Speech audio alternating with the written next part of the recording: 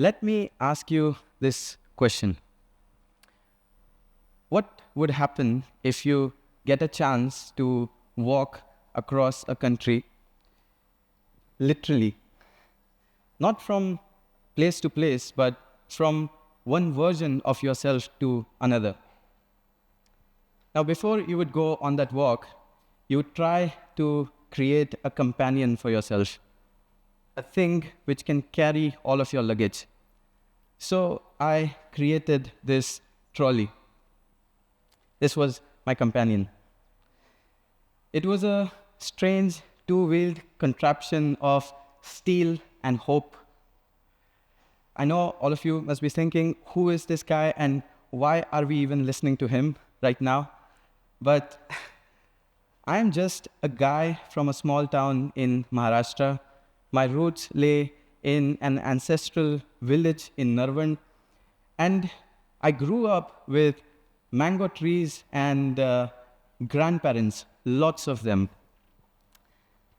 This was the time when society, this crazy monster of log kya kahenge, came to haunt me like it will to all of you. And they pushed me towards the science stream. I felt something hollow within me. It was like I did not know what my purpose was. And so I staged my first rebellion against this society. So I chose arts over science. Now, years later, I found myself, I am like you guys. But years later, I found myself sitting in front of a gallery with my photographs, getting the first prize, and thinking to myself that I still don't know what I want to do. People lauded, they appreciated me, but I still did not know the meaning of my life. So I kept walking, this time to Nepal, doing the Annapurna circuit, chasing some invisible truth at 18,000 feet, thinking that when I reached there, I would know my answer.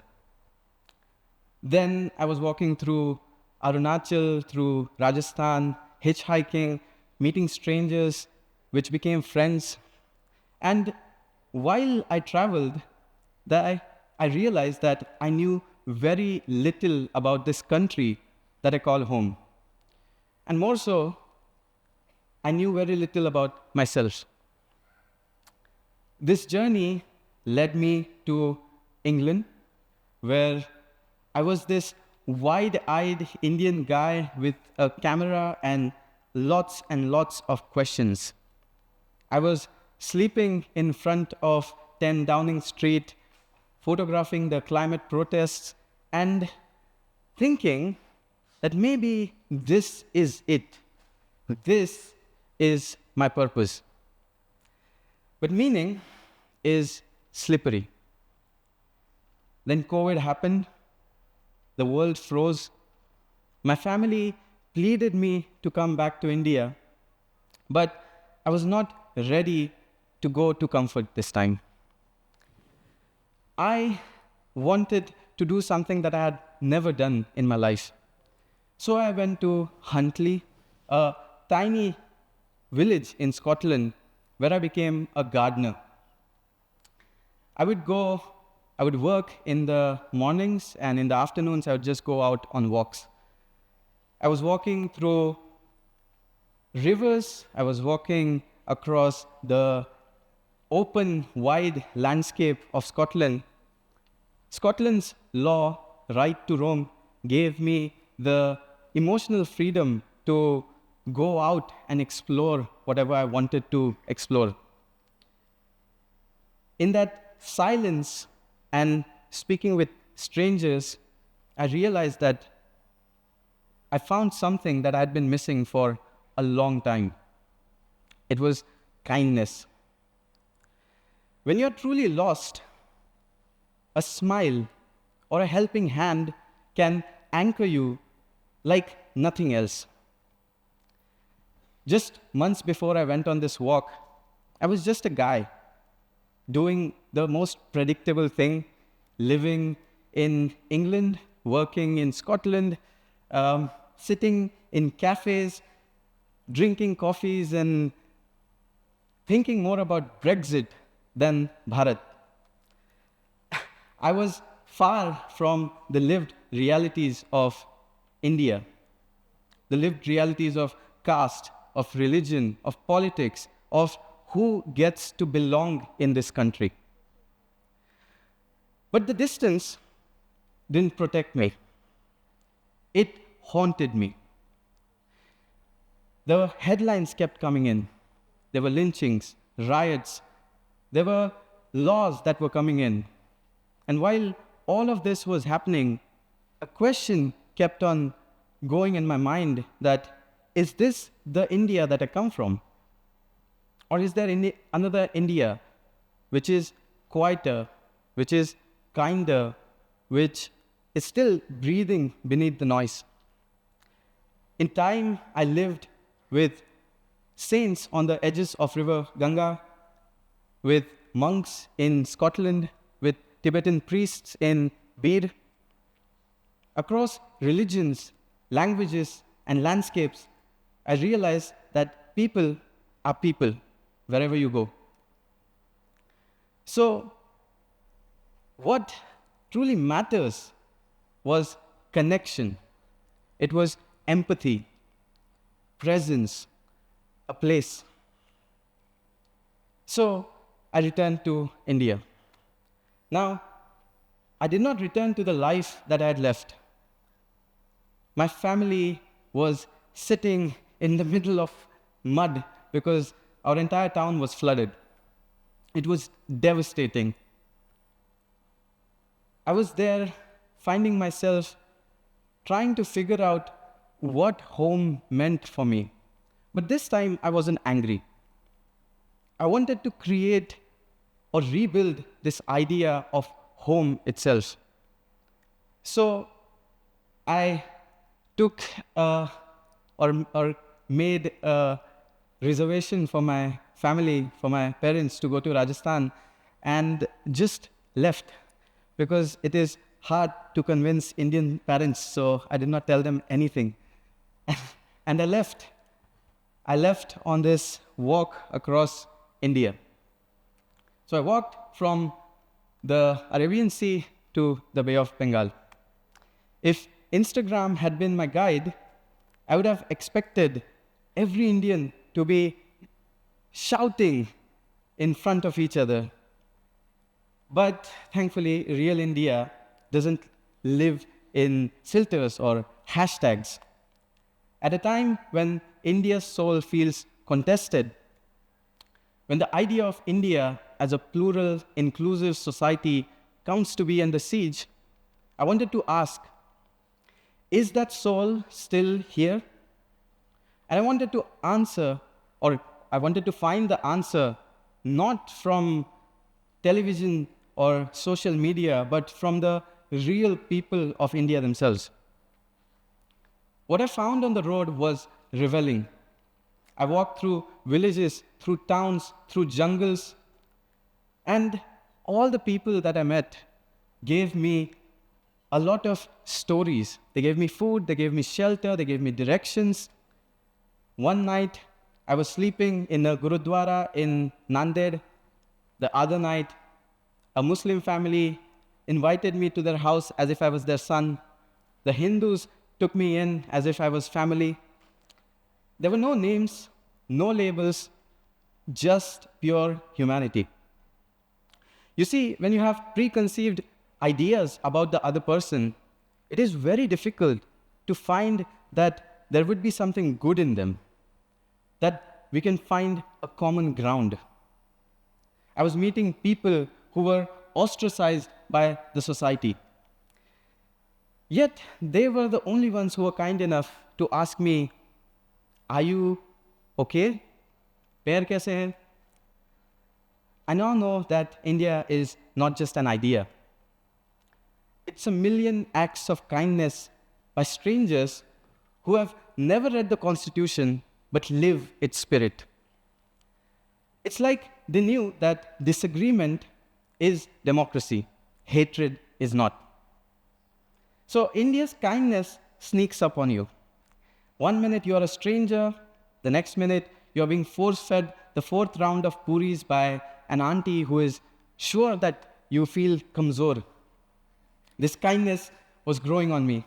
And just when I started to believe in this kinder version of India, the journey decided to test me.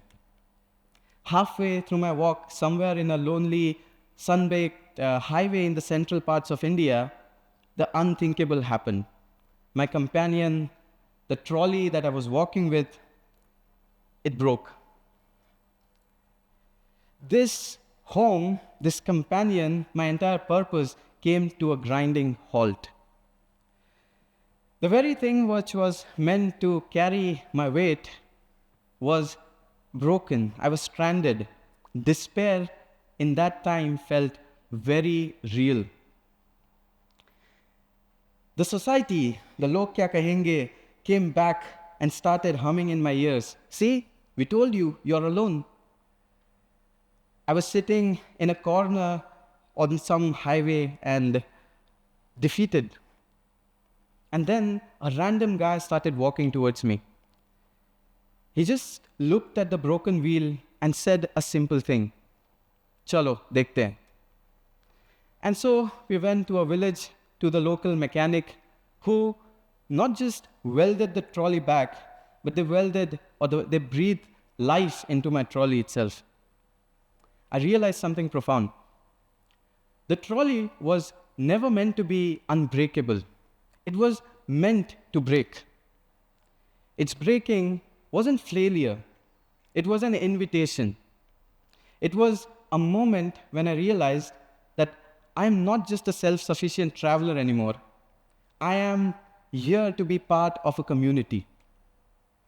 That day, we didn't just weld back my trolley, we welded back my hope. Now, we are told that India is fractured, but I found bridges everywhere. People disagreed with each other, yes, but they did not hate each other. So why does this surprise us? Because, and I think this is what it is, because we live in echo chambers. Because we scroll more than we speak to each other. Because algorithms don't show us the India that cooks for strangers. It shows us the India that shouts at each other. Our screens are shrinking our worldview, but the world itself hasn't become smaller. We have just stopped walking through it. I learned to be kind when I felt fearful. I learned to share a smile in testing times. And I learned that the fear was in me, it was not outside. When I went with a kind heart, even the angry man calmed down. So I learned that pluralism, the basis of Indian culture, is not dead, but it is being forgotten because we are too busy fighting the shadows cast on our screens. But there is another India. The India of chai stared between strangers. The India of temples next to mosques. The India that still believes in Vasudhaiva Kutumbakam, which is the world is one big family. And the story of India is not a monologue. It is a conversation. And this conversation right now needs more listeners than speakers. So I finished the walk. I went back to the town and decided to live with my family. I now work in my village, working on education, on creating rural employment. And I also wrote this book called Journey to the East, which is why I'm invited here today. Now, for so long, I've been chasing a destination, a photography prize, then a degree, then this invisible thing called Bay of Bengal. And I always thought that my purpose was this finish line, which I had to cross. But the most profound lesson I learned during this journey was the walking itself. It was the conversations. It was the shared meals. It was the smiles that we shared along the way. The unexpected kindness. Purpose wasn't at the end of the road. It was in every step of it. So here's an invitation. Leave the house, go out, talk to the people that don't think like you, speak like you, believe in stuff like you. Because India isn't just one narrative. It's 1.4 billion people walking in different directions, yet somehow still holding hands. When I reached the Bay of Bengal, this companion, this trolley of mine was dented, it was rusted, but it was held together by kindness of strangers. It taught me that the trolley, that we all have a trolley of our own. The trolley or the baggage of hope, of fear, of despair. And it is not that it is never meant to break. It is to know what to do with the broken parts. It is to be vulnerable and accept help, which makes you become a part of the community. So walk, because if you stop walking towards each other, you will start running away from each other. So this is it. Like, the India that I walked through is still here. It's outside. And now it's your turn to go out there and meet it. And if any of you chooses to go out and meet this real India, I will be in some corner in some village waiting for any and all of you to get there. Thank you.